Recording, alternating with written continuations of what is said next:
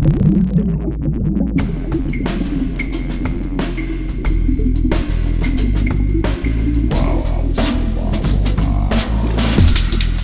listening to ArTEEtude, a podcast with artists created and produced by Detlef Schlich, a visual artist and ritual designer, living and loving in West Cork, and best known for his essay about the cause and effect of shamanism, art and digital culture.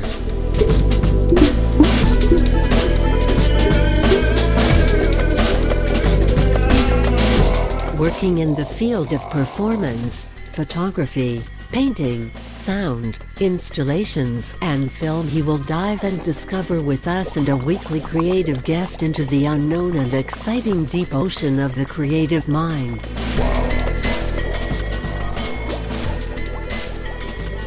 This is Detlef Schlich, and together we dive into the unexpected deep, deep ocean with Thomas Wiegandt. Thomas is one of my oldest Irish eccentric artist friends, and we talked last time about his childhood, and now in the second part we're gonna go over and talk about his time in Ireland, or actually so how he came to Ireland, which is quite interesting as well, because it was already in the 80s, I think.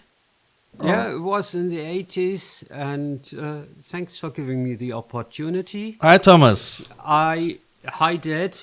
I'm maybe eccentric, but I'm incentric as well, so it goes both ways, really. So I go from the inside to the outside. So, yeah, at some stage, I'm born originally in Germany. At some stage, everything was not going right anymore. It was the times where there was basically something like a general feeling, and which was expressed best by Pink Floyd's The Wall, and the feeling was no future. And the state terror got bigger and bigger.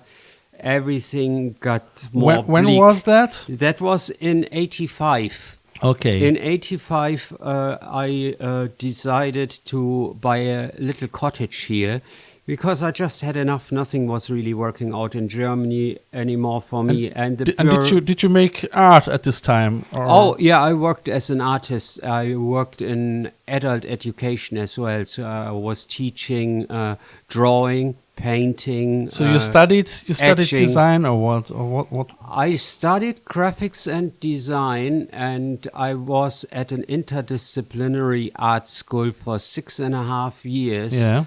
Simply that long, because I got a grant that was running that long. So I thought, well, the best thing I can do is just check out all the workshops, really. Absolutely, And that's why I became a multi-artist, because I basically work in any discipline, which was great, which I had more or less seen and then done myself. And we still see it in your work nowadays, you know. Yeah, it's what we call in German Gesamtkunstwerk, which means it's a complex artworks which includes a lot of different disciplines. But it doesn't make it easier sometimes, because if you have all this creativity together to Oh, I think it makes it easy for me because I can do what I like, and besides I'm what we call a jack of all trades and a master of none.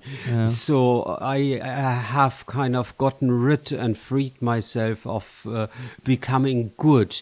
I'm just a jack of all trades. Yeah.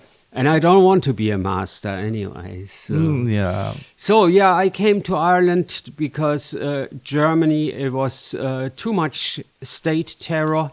And they wouldn't kind of let other people like me who didn't fit in exactly live, because there wasn't any attitude like live and let live. And that's what I loved about Ireland so much. When I came, I I wasn't judged really, I was more, people wanted to know what I'm up to and all that really, and though I didn't fit the typical Irish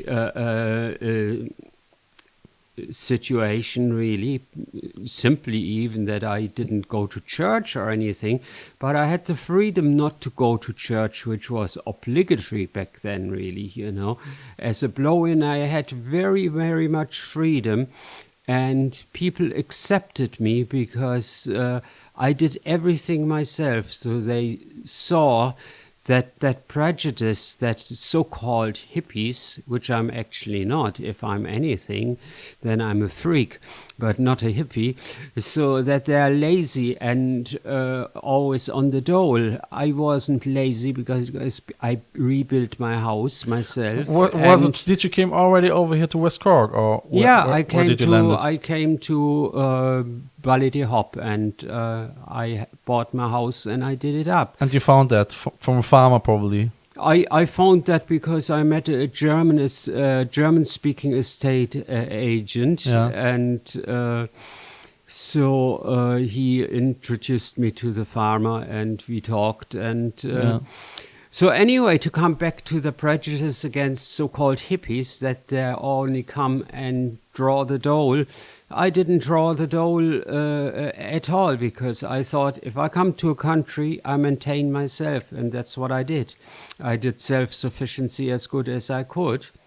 Then I noticed really the situation was different. I wasn't really in an artistic place like Germany. It has this art scene and all that. I was in a rural community that didn't know much about the contemporary arts. It had the traditional arts, of course, but not the contemporary ones. And so I started to work with what was around me. That was bog oak that I found in the bog.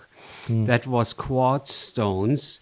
That was driftwoods and bones and other found objects. So that was my material to work with. And at the end of the 80s, I had an exhibition in the Skibbereen Art Center, where Jack Roberts, the archaeologist, did a fantastic speech at the opening, because I had an installation.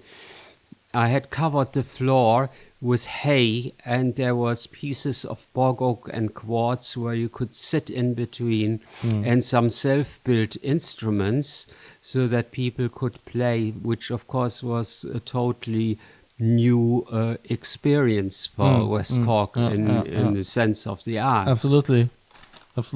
Yeah.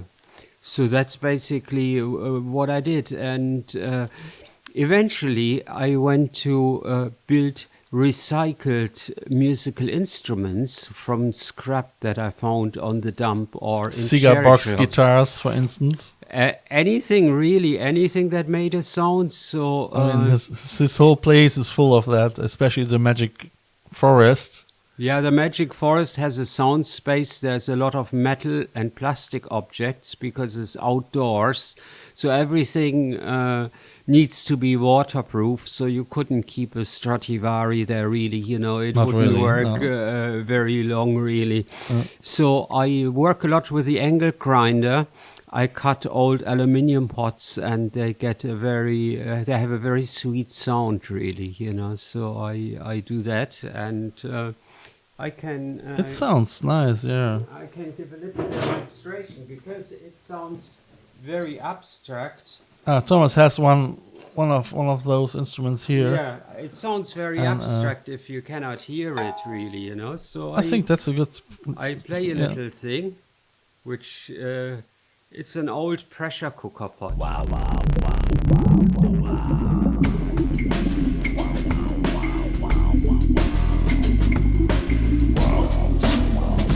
Like what you hear so far? Make sure you never miss a show by clicking the subscribe button now. This podcast is made possible by listeners like you. Thank you for your support. Now back to the show.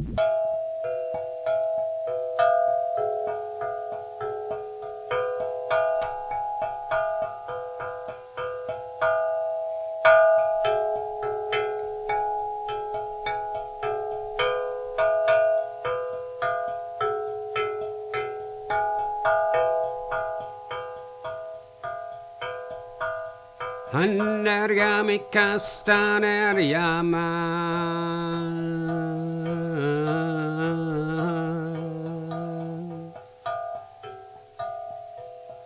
Don't subscribe to the Yes Tomorrow.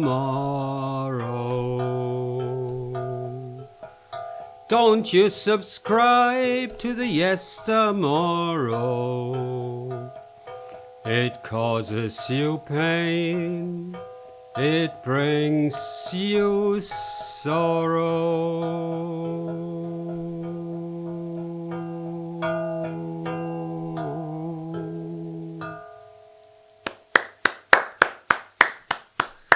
Thank you very much, Thomas. So, folks, if you don't know what to do with your old aluminium pots, just get them to me. It is quite interesting. It is a pot, and there are really slots in it from the angle grinder, and he wrote gamelan with a marker on it as well.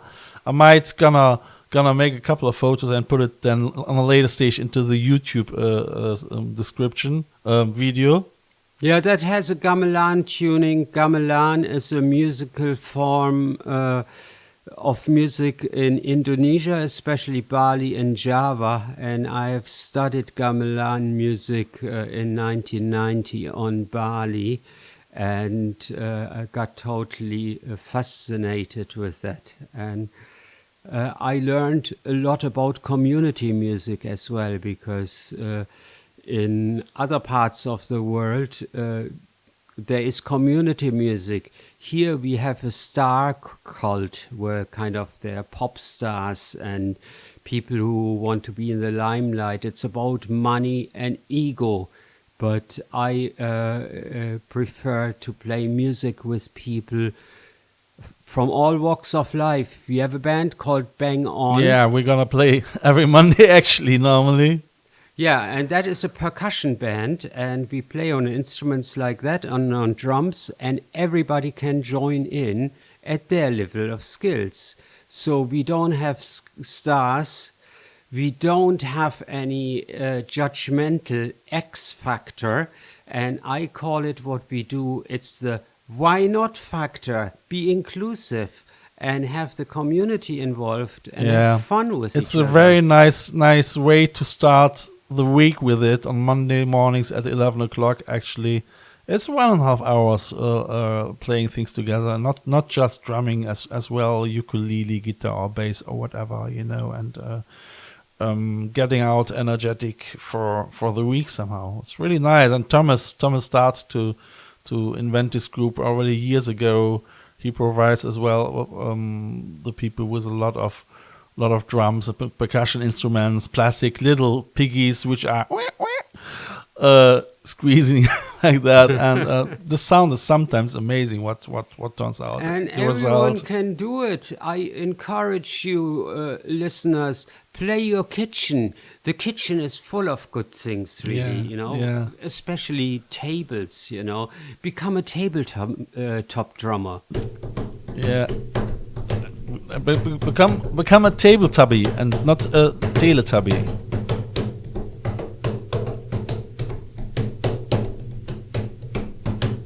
Right.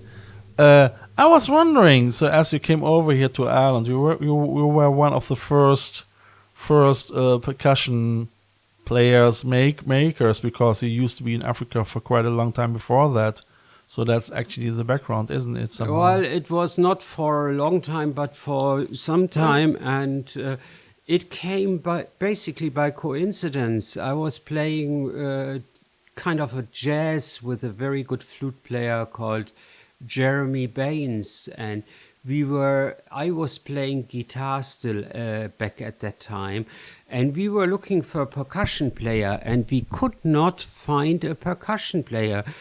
Most of the Baran players, they were useless, or they didn't like jazz music, the good ones. So then I had that offer to go to Guinea in West Africa, and I thought, okay, I'm going to do that myself now. And then I got hooked on drums, really. I was always rhythmic, but I had no idea how it was all kind of done, and so I learned it systematically. And again, it's community music. Everybody joins in, which is the beauty, at their own level. And the women most of the time are clapping or playing shakers or singing, and they dance a lot. And the men most of the time, they play the drums. As one drummer friend says to me when I asked him, why don't the women play the drums? And he said, ooh, that's way too much energy between her legs. You can't do that. This is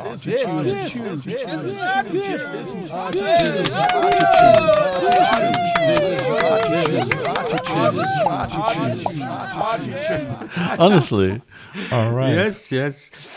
It was quite funny. He laughed himself, really, you know. But I mean, actually, I see as well women are drumming quite a lot in our group, so that's quite stereotypes. Oh, in West Africa now as well, especially in Senegal, you have women percussion and drum bands. It's unbelievable, really. Yeah. So you started as well to do some percussion workshops over here in Ireland. So they forced you, the Irish hippies forced you to do somehow workshops. Well, it was I built a drum because I was a bit drunk at a party, and somebody asked me when I was playing a djembe drum, where would I get one? I said, well, I can build you one, and well, I had to do it then, and it all came from that one drum, and I became a drum teacher, though I wasn't really a drum teacher at all. I just could play a few rhythms. But they chased me along, so I had to kind of always make sure I'm just a little bit ahead of them. And When was that?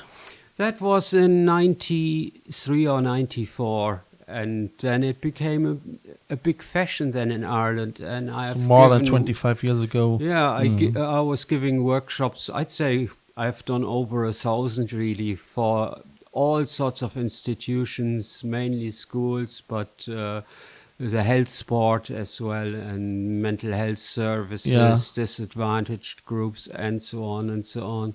So you started with your workshops in the 90s. Yeah, I was traveling basically the whole country with it, really, yeah. And then at some stage, that fashion was over. As well. How long did it last? 10 years, 15 years? Around 10 years, but the Celtic Tiger was over as well. And 2008, wasn't it? So that was over, and I didn't get much employment anymore, so I wound it up then. And now we're just playing with a band here with Bang On, and everybody's welcome to join in. We used to play already a couple of years ago at the Fota Island in Cork with this group. With the monkeys? Yeah, on the African weekend, 2 days. That was quite fun. It was great. Yeah, it's a nice place, Fota. So then you started, so you used to be here, and I mean, you really developed your place very much. You put a lot of trees on your land. I mean, Thomas has quite a lot, very close thing with trees, and you can see that on his place. Yeah, I mean, the place that I bought was a very nice place, but there were not many trees, and back then I really heard statements by the farmers that they hated trees for the simple reason, that they, in the way of driving a tractor, I tried to explain that they're actually shelter belts, and that the grass would grow faster. And as well, I planted a lot of trees in land that was, back then it was called wasteland. I would more call it rocky natural land. And so I planted over 1,000 trees. Over 1,000, wow. Yeah. And they're still all there. And the trees, it's no excuse to say, oh, trees are expensive. If you look out, they grow at the side of the road. And you can dig them up there, because otherwise the council will cut them anyway with a verge cutting. So you save a tree and you do something for the environment, because we need trees. because there's too many trees being cut down. So if you want to improve your human karma, plant trees, folks. Yeah, Ireland still needs definitely more trees, doesn't it? I mean, yeah, I mean, it's coming on, so there is an awareness now, which is good, but we need native trees and broadleaf trees and not Sitka spruce, which is making the soil even more acidic. So plant a lot of different trees. By variety, you never can go wrong. I mean, some of the storms over here, so they really they push so many trees over. I mean, we lose every year a lot of trees here. So I mean, probably everywhere. Or well, but if you have some woodlands, even if they come down, there would be, if it's a good forest, there would the young ones come up. Otherwise, you just replant a few more. They're free at the side of the road. You only have to dig them up. the sycamores. Well, it could be sycamores, but there's a lot of other ones as well, because sycamore, later on, as everyone knows, they're not very pretty to look at, but that doesn't matter. They give oxygen. Absolutely. Yeah. Any tree is a good tree, except Sitka spruce. Yeah. Okay, Thomas, I would say thank you very much. So we got a little bit... Thanks, Dad. A little information about that. I mean, it's probably quite interesting as well for people abroad or wherever, you know. So how it is. So what is the intention, the motivation for somebody who's coming over here, you know? So. Well, the one thing I like to add, really, when I came here, I developed a concept that is called nature art. So I combine nature with art, because art, at the end of the day, it's a healing process, and if you're in nature, you heal yourself as well. So the both thing together will kind of make you a happier person and a healthier person. So art, basically, it's a therapy. It's good for Absolutely. you to express yourself. The more you can express yourself in whatever medium, the better it is. We are adults, but we need to play. And if we do art in whatever shape and form, we play. Yeah. Let's play, folks. Just can't agree with that. Thank you very much, Thomas. And dear listeners, if you like what you hear, tune in to the third part. Take care.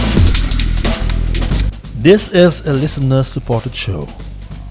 I feel honored if you subscribe this show.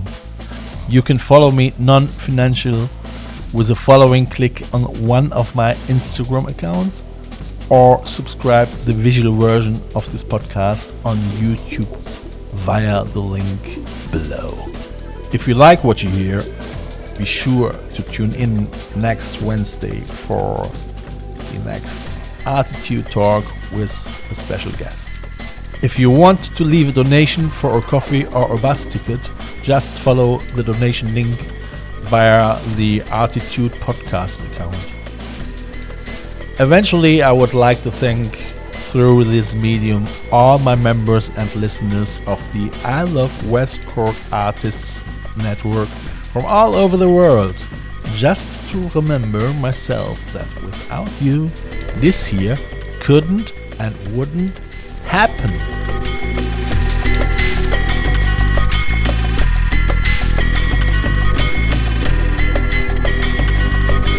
You have listened to ArTEEtude, West Cork's first art, fashion and design podcast.